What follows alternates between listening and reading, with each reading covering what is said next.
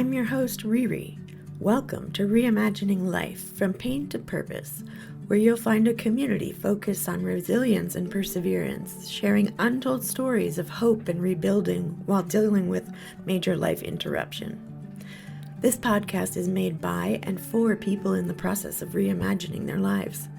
We're here to raise the voices of those who often suffer in silence, living with chronic pain and/or disability. This space is for you. We encourage you to get involved. So stick around and let's jump right into the next episode. Today, we have the pleasure of welcoming a fellow podcaster to the Reimagining Life podcast. Lauren Rose is a disabled wife and mom living with chronic pain, depression, and anxiety. She's also a survivor of multiple forms of abuse and assault. Last year, she started a podcast and blog as a way for her to put good in the world and encourage others with chronic pain, mental health issues, and previous trauma to do so. We focus our discussion on how she makes motherhood work for her and her family. So thank you, Lauren, for joining us. I'm really excited to talk to you. This is a topic that I really think about a lot. I'm sure a lot of people do and struggle with it, and that is how to navigate motherhood or parenting with a disability. So to give listeners a little bit of perspective, could you just share with us what makes you a reimaginer and what kind of physical and/or mental challenges have you had to deal with? Sure. So I've got several. So I've had depression and anxiety since I was 8 years old. I didn't know that that's what I was feeling. I didn't realize those things weren't normal, but that's when I remember it starting. I started having chronic migraines and really severe tension headaches around 15. Severe neck pain started at 35, severe low back pain at 36. And then also when I was 36, my pain spread to the rest of my joints and I developed fibromyalgia. So I've got a lot of physical and mental health issues that go on. And basically, I just decided one day that because I spent 2 years in a really deep depression when I had to stop working because of my pain, and my daughter was 5, and one day I just realized I don't want my daughter to grow up and remember me as the mommy who was always in bed in pain and depressed all the time. So I knew I had to do something different. Yeah. So that's kind of the start of my story. Wow. That is a lot to deal with. I can't imagine how strong you had to be to do that. So can you give us a little bit of a snapshot of what your life looked like before your major symptoms started versus after, and how much did it change? So I remember, before I was 8, I was Oh my a, gosh. a, a pretty playful, I guess, fairly happy kid.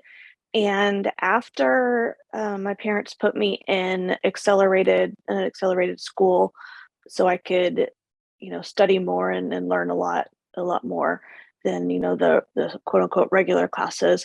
I remember just becoming really shy and introverted. Like I stopped playing with kids on the playground. I would sit, away from the playground in a corner just writing poetry, Huh. and I rarely talked. I remember when I was in high school, before class started one day, this guy asked me, "Lauren, do you even know how to talk?" And my response to him was just nodding my head yes. I didn't even verbally give him a response to whether I could talk or not. Wow.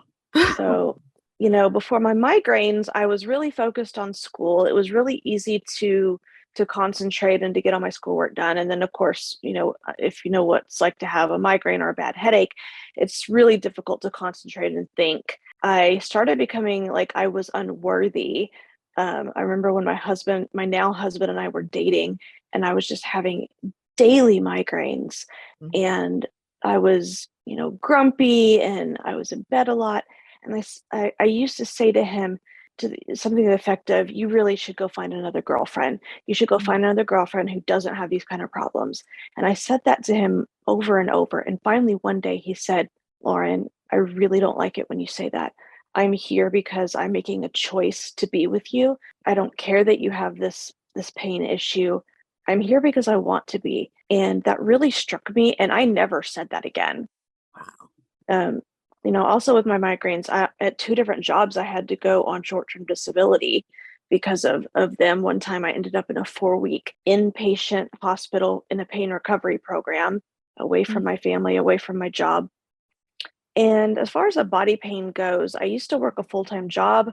I was working full-time while going to school, getting my degree, and even working a part-time job. I was really, really, thin at the time.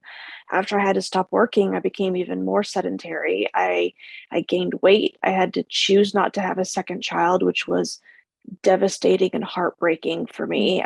I had to grieve that, and I started having to manage my spoons. Are you familiar with Yeah, the spoon theory? Yeah. So absolutely. anybody who's not, Google the spoon theory. So for me, it's not just energy, but it's the capacity to push through.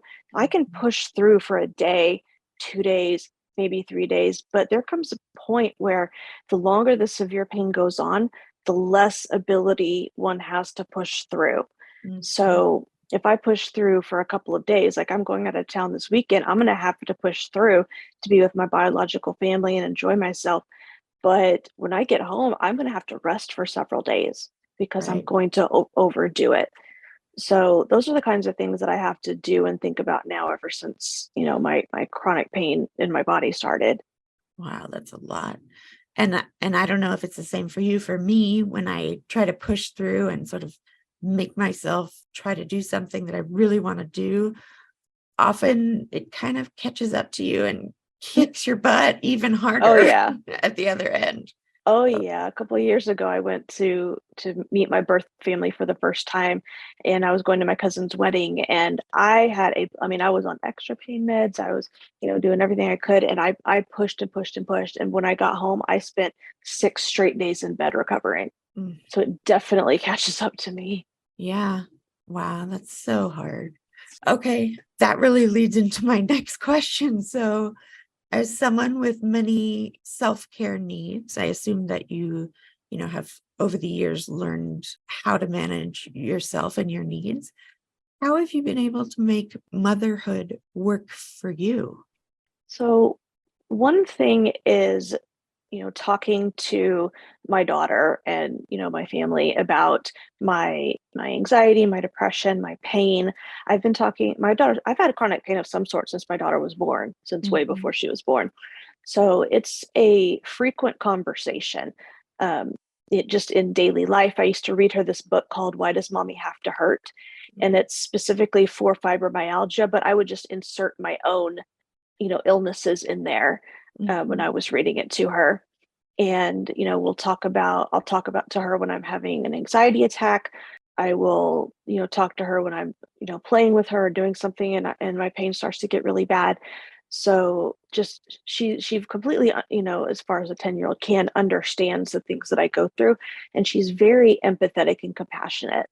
And even one time I was having a panic attack trying to clean off her desk because I was so overwhelmed. But because she has anxiety too, and she, you know, knows kind of how I deal with her, she was able to walk me through it because I'm like, baby, I can't do this. I've got so much anxiety right now. I'm overwhelmed.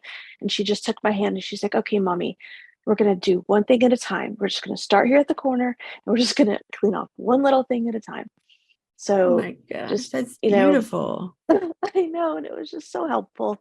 And so, conversations are really important. Yeah. Secondly, enlisting help. So I enlist a lot of help from my husband, from my daughter, from my family. I also enlist help from like back braces when needed. I, sit down, to do anything. I mean, I sit down to do chores. I sit down to do my makeup. I sit on a bar chair to do dishes or to cook. Mhm. So, when I have a migraine, and she was a baby, I would use earplugs. So anything that would help make my life easier, anything or anyone, I try to do. My third way that I make it work is, like you said, self care. So yes, that's, trying to eat well, which is difficult when you have chronic pain because you just reach for whatever's easy and convenient. Mhm. um, I try to get enough sleep. I try to manage my stress. I'm in therapy. I take medications. And, medications and therapy are a form of self-care. And Absolutely. and I think they're really important for a lot of people because, with chronic pain often comes depression and sometimes anxiety. So, taking care of yourself in all these ways is extremely important.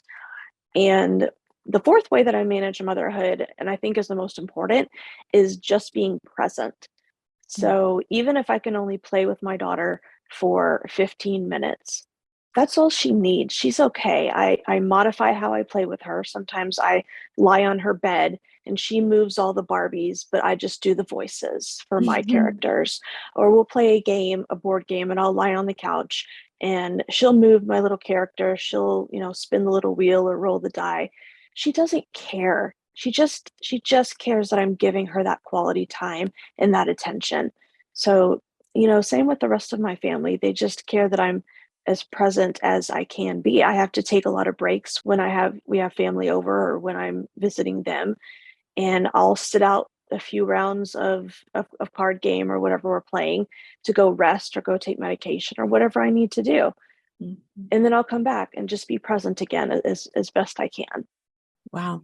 It sounds like you've really developed a plan for yourself, and you really know how to manage your needs as much as possible. Yeah, That's that doesn't mean that it's easy, but no. it's better than waking up every day and being completely overwhelmed with the pain. Yeah. Wow, that's impressive, really. And can I ask, how did you manage, especially I'm thinking of when your daughter was younger, with like a baby or a toddler, that how did you manage that? So when she was a baby and 2 and 3, I just had the migraines. And so earplugs were big for me Mhm. and family. So when we were weaning her off of the pacifier, I knew that I was not going to be able to handle all the screaming and crying. So I took her over to my sister-in-law's house for a day and a half, and my sister-in-law weaned her off of the pacifier. So that was really helpful. The other really big thing, which I've kind of mentioned before, is modifying my tasks. So, when she was, 3, 4, 5, I did have the body pain. And if she was being defiant and she wouldn't go to timeout, I would go to the other room and Mhm. she would just have a timeout in a room without me, which she hated. For my daughter, I mean, sitting in a timeout chair for my daughter for 1 minute was excruciating to her. It was the worst thing you could do. So me being in another room for a minute or two was just horrible consequence for her. So I would just find ways to modify everything I had to do, you Yeah, know. that's great advice. Really great. Okay. So you are a fellow podcaster who's also driven by purpose. Can you tell us a little bit about your podcast and the topics that you cover? Yeah, I would love to. So my podcast is called It Hurts to Mom, and kind of a play on word, making mom a verb. And hurts means physically, emotionally, mentally, all of those things. It's on all the major platforms, and it's for parents or even anyone dealing with chronic pain and chronic illness. So I've got episodes specifically on chronic pain, on chronic illness, on treatment modalities. I've got just general health topics, parenting topics, living well. I have a lot of real people who come on and have their stories and share their experiences. And I've had, doctors and medical professionals come on and talk about their advice. And every single episode, it's not just about telling stories. Every episode ends with some kind of advice. And I've posted 30 something episodes now, and there's Wow. a different piece of advice from everybody. So the same things aren't going to work for every person. So I think it's really important to give all sorts of advice and all Yeah, sorts of tips to see what's going to work for you. that's fantastic. Congratulations. That's Yeah, awesome. thank you. So, what have you learned through doing your podcast? Are there specific pieces of advice or conversations that have really stuck with you or stand out? So, the main thing I've learned is that there are so many pain management modalities, especially mind body techniques, and mindset is huge. And, I should have kind of realized that before because I know when I'm having a bad mental health day, it's more difficult to deal with my pain. Yeah. But if my mental health is pretty good, it's easier to push through. One of my favorite episodes was on healing pain by healing trauma. I had a lady come on and she had 12 years of debilitating back pain, Ugh, and she completely healed it through mind body techniques and meditation and inner child work, just through that those kind of modalities. And hers came from narcissistic abuse, and I've had my share of trauma and pushing down emotions and pushing down that trauma. And I wonder if a lot of my physical pain is from that because, the experts say that between 50 and 80% of our physical pain is from unprocessed or repressed emotional pain. yeah. So that's one thing that's really stuck out to me throughout my podcast is just, how much our mind has to do with our physical pain. Wow, that's incredible. And what about, have there been any surprises? So things that might come up other than this woman, it sounds like was a surprise. Mhm. Have there been other interviews where, you think you know what you're going to talk about, and then you just, wow, bam, you're totally surprised by what someone says or advice they might have, anything like that? Yeah, I had one doctor on, Dr. Anna Esparham, and her episode's called Intuitive Healing: A Missing Piece to the Chronic Pain Puzzle. Hmm. And she combines Western medicine with functional medicine. And, she talks a lot about spirituality being a missing piece to, what doctors prescribe for us. And that doesn't necessarily mean one specific religion or even having a religion. It just, is talking about, believing in something.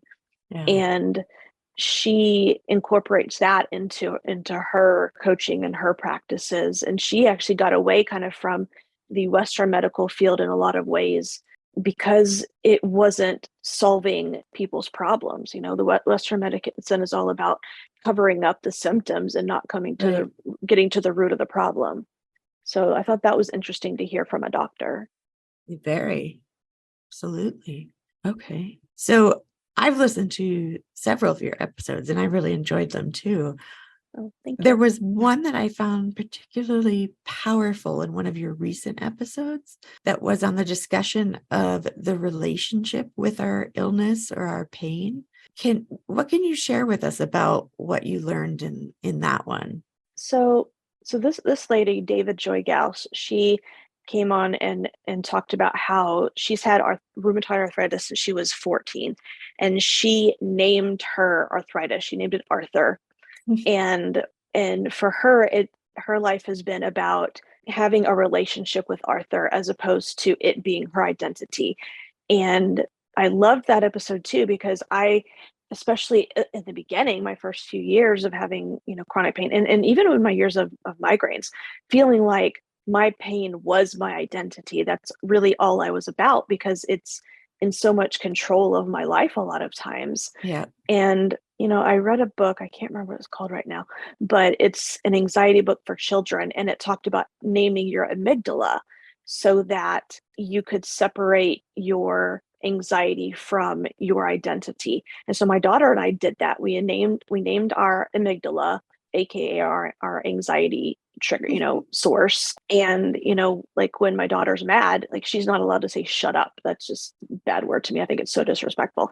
But when she's having bad anxiety, she's allowed to say shut up, Chip, because that's what she named hers. And it's a great way for her to get out of that anxiety, by yelling at it. But it Yeah. also is showing her that anxiety is only a small part of her. And so, giving your illness a name, whatever it might be, like, it could be a person's name, it could be something completely different, um, is just a way to separate that so that you remember that you are a whole person with values and ideas and opinions and traits. And your illness is only one small part of who you really are. I love that. That's awesome. Yeah. And especially when you're, dealing with all these doctors and medical stuff, etc., it often feels like they only relate to your physical pain. And that's Mhm. sort of who you are, which is not true. It's a part of us, like you said. That's really cool. So have your experiences with your podcast changed the way you manage your illness or the way you interact with doctors or even how you parent? So I think the way that it's kind of changed my perspective on doctors and my healing is realizing that doctors don't have all the answers. They don't know everything. And so I am trying to take more control of my own health, kind of put my health in my own hands and not necessarily in the doctor's hands. They're here to help me manage the symptoms, but I'm here to do the mindset work on my own. It's my podcast has also given me some hope that it is possible that my pain might decrease in the future if I do this mindset work. I'm not convinced that it will, but I have some hope that it might, if that makes sense. That's And something. yeah, that was big. I mean, just talking about healing pain by healing trauma, and that lady who healed her own chronic pain was just really powerful to me. And as far as parenting, it kind of goes back to my fourth tip from earlier, being present, because I have a lot of parenting episodes as well Mhm. as health and pain episodes. And it's really just reminded me that connection is the most important thing when it comes to my relationship with my daughter. Yeah. And being a good mom means keeping her safe, having a fairly healthy environment for her to live in, and just being connected to her. Yeah. Yeah. So true. Well, that's great. Thank you for sharing that with us.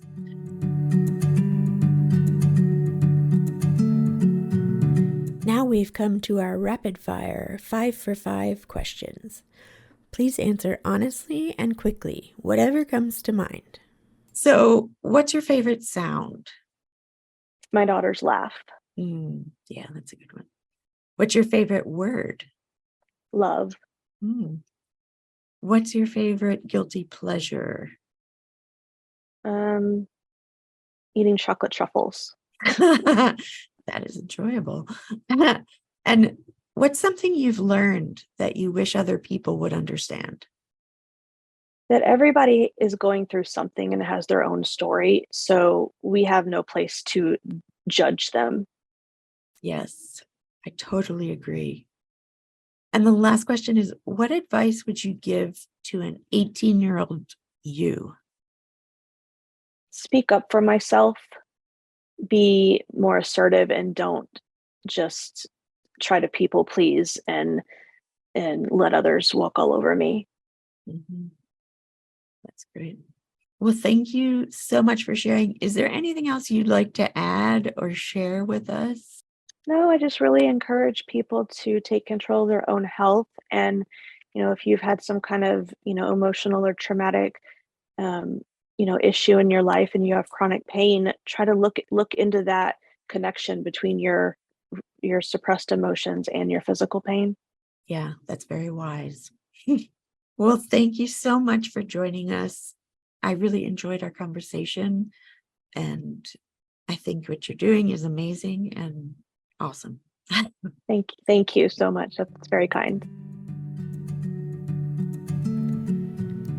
This episode really revealed how someone like Lauren, living with multiple sources of chronic pain and disability, as well as mental health challenges, is able to balance the needs of her daughter with managing her own condition. Lauren breaks down her recommendations and tips into 4 categories for how she does this, which range from having open discussions with her daughter from a young age about her pain, to enlisting help of family and support tools, such as back braces, earplugs, etc., and just being present for quality time with her daughter. Lauren launched her own podcast last year called It Hurts to Mom, and thus far has recorded some 30 plus episodes. Lauren shared some of her most inspiring interviews and lessons learned she's gained from her podcast experience. Some of her favorites include that mindset is huge, and we have to be in control of our mindset and not expect doctors to have a solution. Doctors don't know everything. I think we can all say a collective amen to that. And that they are there to help her manage her symptoms. One of my favorite tips Lauren shared was giving your illness or condition a name and separating it from yourself. You are not your illness. It's only a small part of you. This type of approach can help you remain an outside observer and allow you to focus on the parts of you that you find most important. Thanks for listening to Reimagining Life from Pain to Purpose. We're always interested to hear your feedback and questions. So leave a review and drop us a note at reimagininglifepodcast@gmail.com or find us on Facebook or Instagram. We hope you'll tune in for the next episode.